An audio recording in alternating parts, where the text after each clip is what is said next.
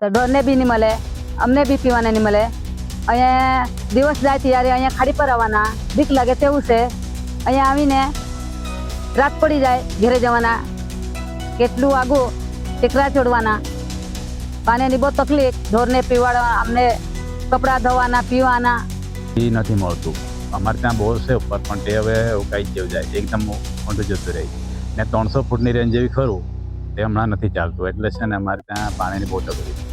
એટલે એટલા માટે કે બૈરા છે ને ત્યાંથી છે કે અહીંયા સુધી આવે.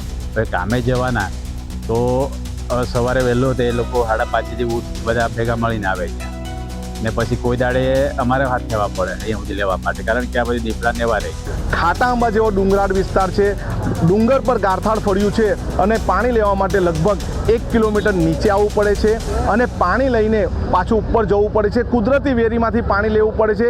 એ ગંદુ પાણી એઓ પોતે પણ પી છે અને પશુઓને પણ પીવડાવે છે. ત્યારે અમારી જલયાત્રાકારોનો ઉદ્દેશ્ય આ જ છે કે અમારા લોકોને ચોખ્ખું અને પૂરતા પ્રમાણમાં પીવાનું પાણી મળી રહે.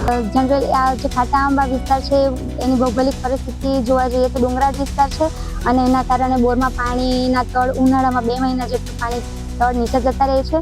પીવાનું પાણી ઓછું મળે છે અને જે બીજો બધો વપરાશ કરો, ઘર વપરાશ માટે પાણી ઘટ પડતા એ લોકો નજીકની વેરીમાંથી પાણી લાવીને એનો વપરાશ કરતા હોય છે. અમારી તમામ માહિતીથી અપડેટ રહેવા માટે જોડાયેલા રહો S9 ન્યૂઝ સાથે.